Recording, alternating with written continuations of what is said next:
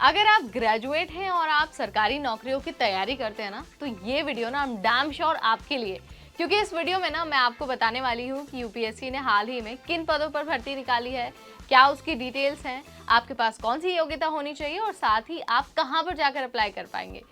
अगर आपको ये सब कुछ जानना है ना, तो आपको ना हमारे साथ वीडियो के एंड तक बने रहना होगा, बीच में नहीं स्किप करना होगा ताकि कोई डिटेल आपसे मिस ना हो जाए। ठीक है, तो देर किस बात की, चलिए शुरू करते हैं।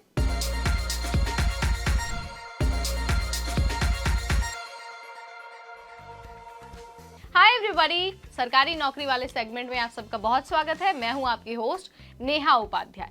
तो जैसा कि हम बात कर रहे हैं यूपीएससी की भर्तियों के बारे में, तो यूपीएससी ने ना अभी हाल ही में 300 पदों पर भर्ती निकाली है और ये जो पद है ना वो specialist grade 3, assistant professor in forensic medicine जैसे बहुत सारे पद है। ठीक है, इन 300 पदों में बहुत सारे पद होने वाले हैं और जो ग्रेजुएट हैं या फिर जिन्होंने मास्टर्स किया हुआ है वो सभी इसके लिए अप्लाई कर सकते हैं। बट मेजरली ना जो साइंस और टेक वाले बच्चे हैं ना, जिन्होंने साइंस एंड टेक्नोलॉजी और जो उसके रिलेटेड फील्ड्स हैं उसमें अगर ग्रेजुएशन और मास्टर्स किया ना, वही इसके लिए अप्लाई कर सकते हैं। अगर मैं कहूँ कि इसकी लास्ट डेट कब है, तो वो है 13 जून।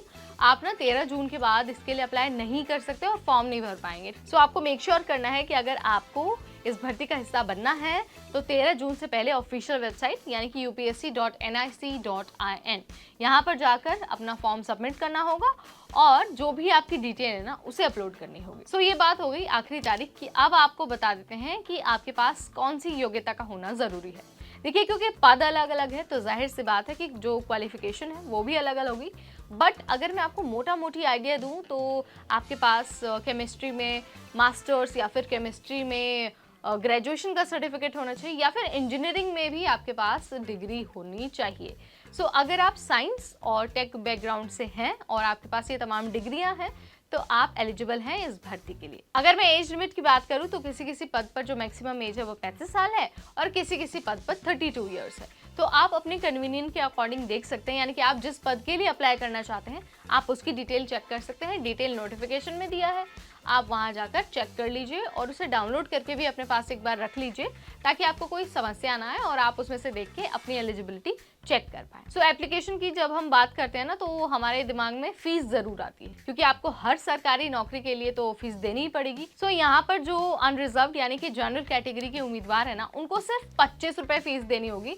वहीं जो रिजर्व कैटेगरी के उम्मीदवार है उनको कोई फीस नहीं देनी है, बस उनको अपनी डिटेल अपलोड करनी होगी, फॉर्म भरना होगा और उसे सबमिट कर देना होगा। ठीक है, सिलेक्शन तो आपको पता ही है कैसे होगा। रिटन एग्जाम आपको देना होगा और इंटरव्यू देना होगा, उसके बाद ही आपका सिलेक्शन होगा। ठीक है, और जब सिलेक्शन हो जाएगा ना तो आपको पे लेवल 10 के अनुसार सैलरी भी मिलने वाली है। वैसे तो हर पद के लिए सैलरी भी अलग अलग है, लेवल 10 के अनुसार आपको सैलरी मिलेगी। अप्लाई करने से पहले या फिर कुछ भी सोचने से पहले एक बार नोटिफिकेशन से गो थ्रू जरूर हो जाइएगा, पढ़ लीजिएगा, अच्छे से देख लीजिएगा, डिटेल चेक कर लीजिएगा ताकि कोई भी शंका, कोई परेशानी या फिर कोई भी सवाल आपके मन में ना रह जाए। This was all about UPSC vacancy 2024। अगर आपका कोई सवाल है, कुछ आपको पूछना है हमसे, कुछ जानना है तो आप मुझे कमेंट के जरिए बता सकते हैं। वैसे तो हम हमेशा आपको सारी जानकारी दे ही देते हैं, बट अगर आपके मन में तब भी कोई शंका आती है तो let me know in the comment section. इस वीडियो में फिलहाल इतना ही। अगली बार फिर आएंगे नई वीडियो, नई जानकारी और नई अपडेट के साथ। तब तक मुझे यानी नेहा को दीजिए इजाजत। Keep watching NBT take.